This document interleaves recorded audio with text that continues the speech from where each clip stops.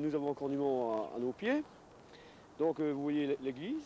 Et bien sûr la Mosnote qui serpente à nos pieds avec un grand méandre qui correspond à la confluence du Xouls. Et 1 kilomètre en aval, la confluence du Travexin près du stade de football.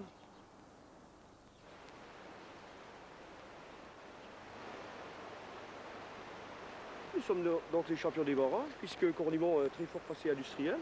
Sur le ruisseau de Ventron, il y en a 6. Et sur la Mosnote, donc, vous en voyez 8. Et sur le ruisseau de Xouls, 5. Ce sont des anciennes rigoles d'irrigation, ou des scieries, ou des moulins qui ont été achetés à l'époque par les promoteurs de l'industrie textile qui démarrait sur Cornimont, dès 1840. Et après, donc, ces sites ont été... L'industrie textile se désintégrant, ont été rachetés par des promoteurs microcentraliers de centrales électriques. Les poissons sont terriblement gênés par ces entraves, notamment dans leur migration pour se reproduire. Sans avoir alviné, tu te rends compte, on a pris quand même 110 trucs déjà. Sur 12 pêcheurs, à 5 séances. 5 sorties. 118. 118. Allez, à plus tard. Allez, à plus tard, hein. Bah, en tout cas, toi, oui, puis alors, toi, tu nous entretiens nos alevins, hein.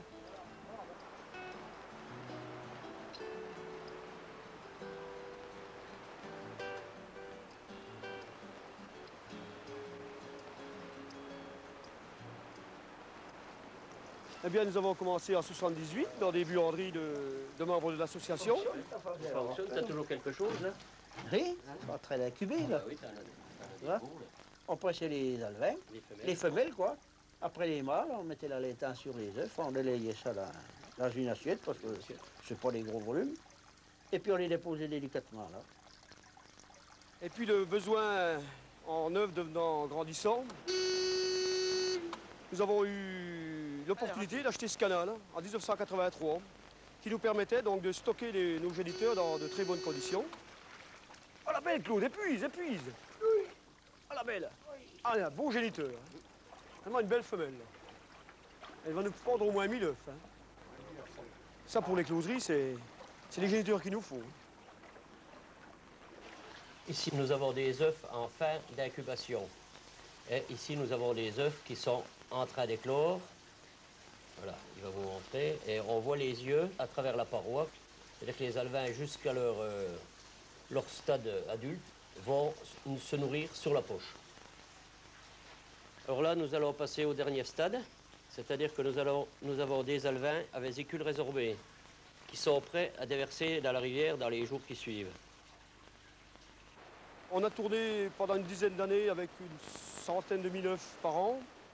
Et à l'heure actuelle, depuis 4 ou 5 ans, on est dans une moyenne de 70 000 à 80 000 œufs tous les ans. Mais nous avons mené pas mal d'actions, notamment déjà je vais presque dire une lutte pour ces barrages, faire équiper ces barrages, puisque avant 1984, avant la loi pêche, aucun débit réservé n'est existant. Et puis bien sûr, la construction et la mise en place de ces passes à poissons qui sont quand même une grande utilité pour les truites lors de leur migration. Il faut marcher de l'autre côté du tronc d'arbre. Non, ne marche pas sur les cailloux, tu vas glisser. Nous sommes aux abords des terrains qu'on a achetés en 1988, les premiers achats qu'on a faits. Nous sommes propriétaires d'environ 2,5 km, voire 3 km de rive. On a tout fait nous-mêmes. On est sûr que grâce à cette échelle à poissons, les truites pourront remonter et aller pondre plus haut. Donc ils vont retrouver des rigoles frayères plus haut. Voilà un ruisseau qui va se repeupler naturellement avec des truites locales et naturelles. Et sauvages, bien sûr. Alors vous voyez le tas de gravier qui est là. C'est la truite femelle qui a donc fait un trou, qui a creusé un petit peu avec sa queue, et qui a posé ses œufs. Tiens, voilà un alevin. Ben, il est rentré dedans. Je gratte un tout petit peu là, et vous verriez une centaine d'alevins qui sortent d'ici. Je n'ose pas le faire parce que ça serait un peu la détruire. C'est une belle frayère, donc je crois que le mieux, c'est de la laisser comme elle est. Je suis content d'avoir vu celle-là.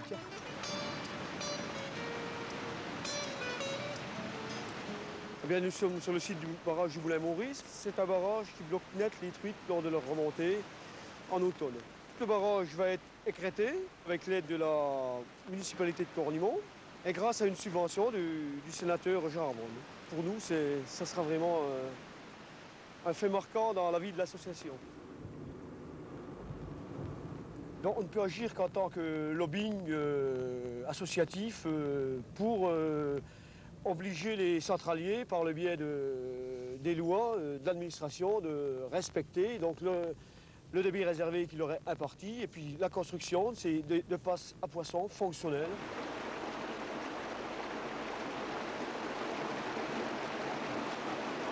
J'ai aménagé cette passe à poissons parce que je dois reconnaître que j'étais contraint forcé par un arrêté préfectoral. Mais je suis satisfait quand même d'avoir fait cette passe à poissons à bassins successifs. Je considère que cette passe à poissons est faite pour truites handicapées, puisque nous avons comme différence de niveau entre bassins 30 cm. Et chacun sait que les truites remontent quelquefois de plusieurs mètres.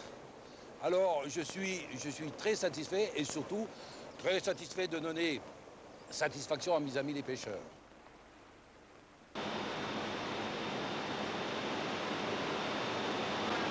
Étant donné que la France doit passer maintenant à 21% de sa production d'électricité en énergie renouvelable, il faut maintenant que tout le monde s'y mette, en respectant tout autour, en respectant les directives, mais il faut qu'on puisse exploiter normalement.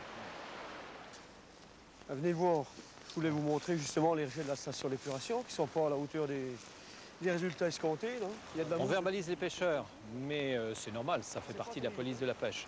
Mais il y a aussi des problèmes de rejet, d'égouts, des problèmes de microcentrales, de débits qui ne sont pas respectés, ou de pollution, parce qu'on est encore dans un site industriel et avec forte présence économique. Même là, les taches noires, c'est des zones où il n'y a plus aucun oxygène.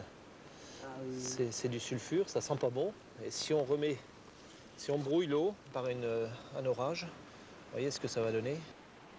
Les pêcheurs sont souvent de très bons observateurs, parce qu'ils pêchent, mais pour pêcher, il faut avoir un bon milieu, donc beaucoup d'animaux, beaucoup de poissons, beaucoup d'invertébrés, et c'est une alerte qui est très précoce.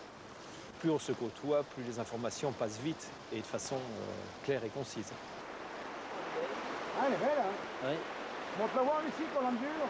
Ouais, c'est un mâle. Oh, Un beau mâle. Oui.